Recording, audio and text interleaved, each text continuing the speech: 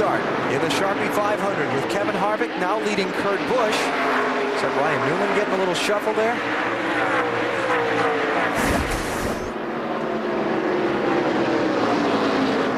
It is Harvick, Busch, Jeff Gordon, Ken Schrader, and Jamie McMurray, followed by Jimmy Johnson, Ryan Newman, Ricky Craven, Kenny Wallace, and Casey Mears, your top 10. A lot of pressure on the race lead. And look at Harvick go up the hill and cannot keep his car down, and Busch goes to the front. Sterling Marlin, after his couple of pit stops, is back in 23rd position. Kurt Busch saying this after the tangle between he and Sterling Marlin moments ago. He was trying to let me go, and he got his right sides up in the fuzz. I didn't know he was trying to let me go. I don't think anybody was going to cut me a break tonight, so I'm really sorry. The NASCAR race director David Hoots came on the NASCAR channel and asked the inspector in Kurt Busch's pit to communicate to his crew chief Jimmy Fennig that if Kurt was involved in anything with a car in front of him later tonight, he would be brought to pit road and the penalty box would be opened. Dave? Alan, I did check with Lee McCall, Sterling's crew chief, to say, hey, were you guys going to let the 97 go? And he said, well, they never asked, but then again, we never got the chance to let him go either.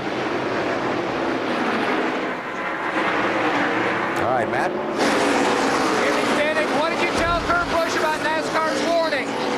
Well, right there, you know, he didn't really mean to get into Sterling, you know, and I told him NASCAR's watching us. We're on probation, we know it, you know, so we're trying to be extra careful out there.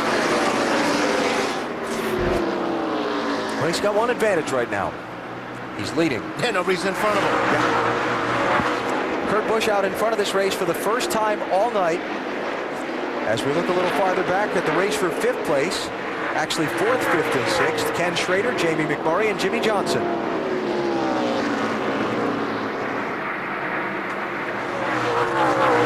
mean, Kurt knows the whole world's watching him right now, so you know, he's not going to go out there and take somebody out intentionally, because he knows he's under a magnifying glass. So he is trying to be careful. I don't think that was an intentional deal with Sterling.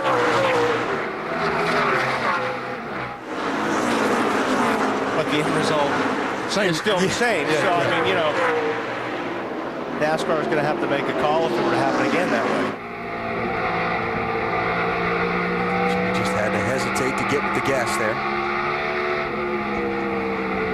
I think right now that Jimmy Johnson's a little bit faster in this 42 car, but being faster and passing here at this racetrack is two different things. Talk about Kurt Busch being very much under the microscope tonight. This was just a little while ago when he got by Casey Mears to pick up a spot. And then the incident with Sterling Marlin racing for 2nd at lap 371. A little bit of left front cave in there on that 97. Yeah. Of course, at another track, that'd be a big deal. Here, half the cars, you got some fender damage on them.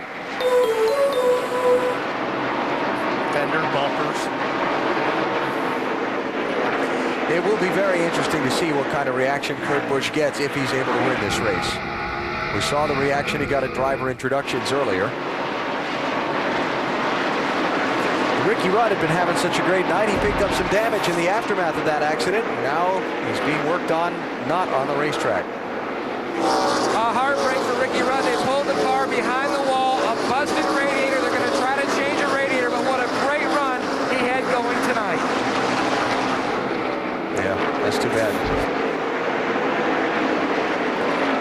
So Rudd now 16 laps down and falling as he spends time behind the wall. Now that we've settled in a few laps after this restart, Kevin Harvick is starting to reel Kurt Busch back in. Well, we've seen it a lot tonight and last night. Harvick's car is not real good after a restart, but after they run 10 or 15 laps, the thing becomes a rocket.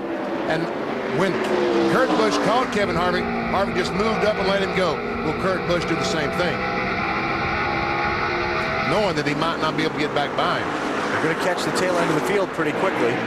Tony Stewart and then Ronnie Lamani, involved in some incidents earlier tonight, are going to be next up for the lead cars to negotiate. Well, whether he does and whether he doesn't, if he doesn't, Kevin will probably be less patient with him because, like you said, you kind of expect that favor in return when you do that.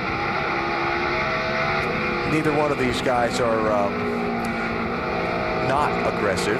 They're both, you know, pretty high profile, pretty high strung personality. Yeah, but I mean, when you come to a place like this, if you give a guy a break and then all of a sudden your car works a lot better and you get back to that guy and that guy doesn't return the favor, your blood pressure goes up real quick here. So, you know, we'll see what happens if Harvick can get back up to him. How about this? Ward Burton trying to work by Dale Earnhardt Jr. and follows Sterling Marlin through. That's for 18th place.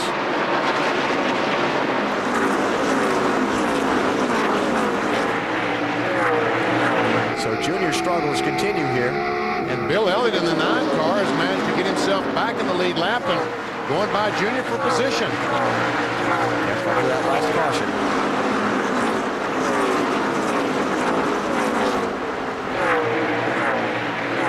Check next to try Junior.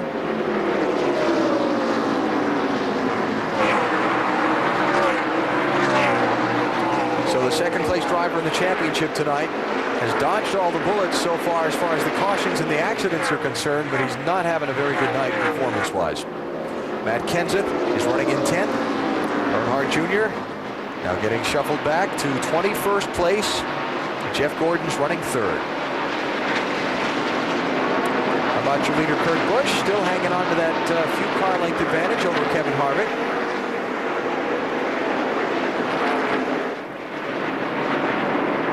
It's Casey Mears and Johnny Benson. That's 13th and 14th they're racing for. And Casey Mears slipping by Johnny to take the spot.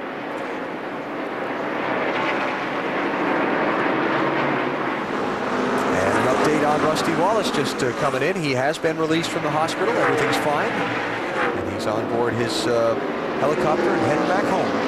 That's fantastic. Yep. Good to see. It was a vicious crash if you missed it earlier.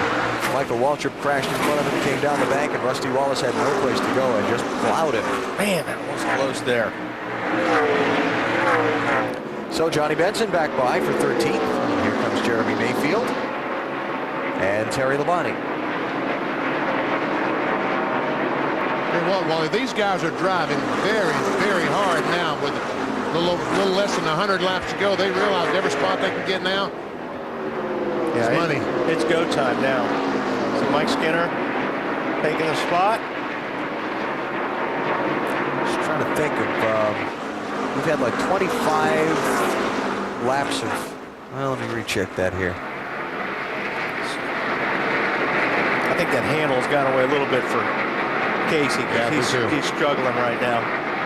And he's got a long way to go yet if they're not going to stop anymore. We've had 12 laps of caution since these guys made those pit stops at 3:39. So I think for most of these guys, the fuel has pretty much been taken care of. You think? Yeah. That'd be my guess. So now it's a race for the checkers. See Casey Mears as high as second place, as low as 42nd, a lap down at one point.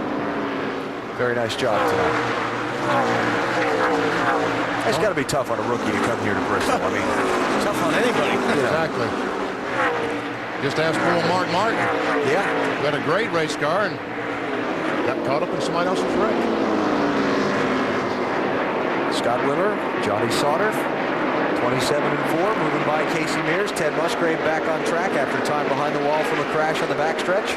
It's one of those places when you go to bed at night, you still hear your spot. Yeah. Like that. Inside. I'll tell you what, Harvick is not letting Kurt Busch get away from him.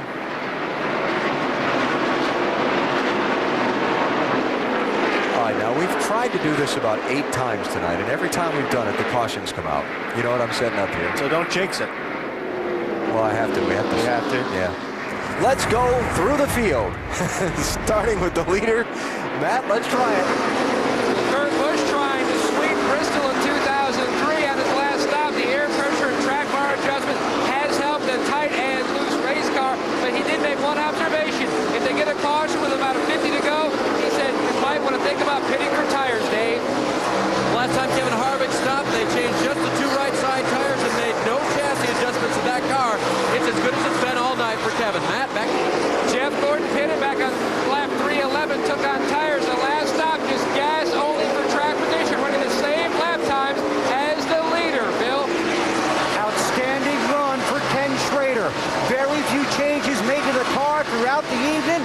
the top 5, maybe a shot at the win. Very quiet night for Jamie McMurray, another team that hasn't made very many changes on this car. McMurray's car is good. Both those guys can make it to the finish on fuel. Snyder. Bill, at the beginning of this run, Jimmy Johnson had about the fastest car. Now his car just gotten too tight, coming off of the corners. They can definitely make it all the way on fuel. This car won twice at Dover last year, Matty. Until the last caution, Marty, the 12-car Ryan Newman, he was told to conserve fuel. They didn't think they could make it. Now they are good to go. The car is the best it has been all night. Now it's hurting his track position. Meanwhile, the 32 of Ricky Craven still fighting a tight race car. A wedge adjustment on the last stop is trying to free the 32 up. Boy, the leaders have gotten together. They're going by Casey already. 24th place car getting put a lap down, and Kevin Harvick putting a lot of pressure on Kurt Busch for the top spot. A lot of traffic in front of them now. Lots of traffic, and how they get through this is going to determine who ends up in front in about 10 or 15 laps. Jeff Burton, Tony Stewart give way. Now you want the slower cars to go up high. I mean, that's what guys are supposed to do when they're slower. Run that high groove so the fast cars can stay down low. Oh, Jeff Gordon is up out of the groove off turn 4. Troubles for the 24. Jeff Gordon was in 3rd spot, but he slowed coming off turn 4. Well, left side tires look good. Same thing happened to him last week at Michigan. Caution is coming out. Hearing that something has fallen off the 40 car. That's why his number is up on the black flag board. Look at some guys getting their laps back here. Casey Mears, Steve Park, Tony Stewart getting a lap back from Kurt Busch. Saying it's a bumper brace from the 40 car.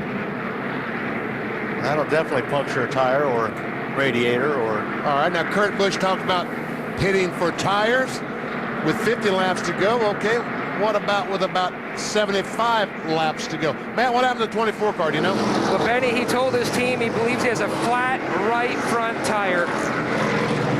Yeah, so if it is, it's a lucky break for him that the caution came out. And maybe he did run over that brace that came off the 40 car. Let's see if we can look at it.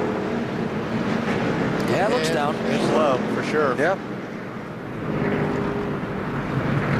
So who will pit here? Besides Jeff Gordon. There'll be 77 laps to go as they come to the opening of pit road. Gosh, you hate to give up the lead, don't you? Oh, man. Lead lap, 24 cars. I don't think they'll pit. No, I don't either. I mean, you can't. Harvick fakes. Not if you're up front. Kenny Wallace, it looks like, going to make the first move. The 11th place car. How about 10th place Dale, 9th place Dale Jarrett will go in first.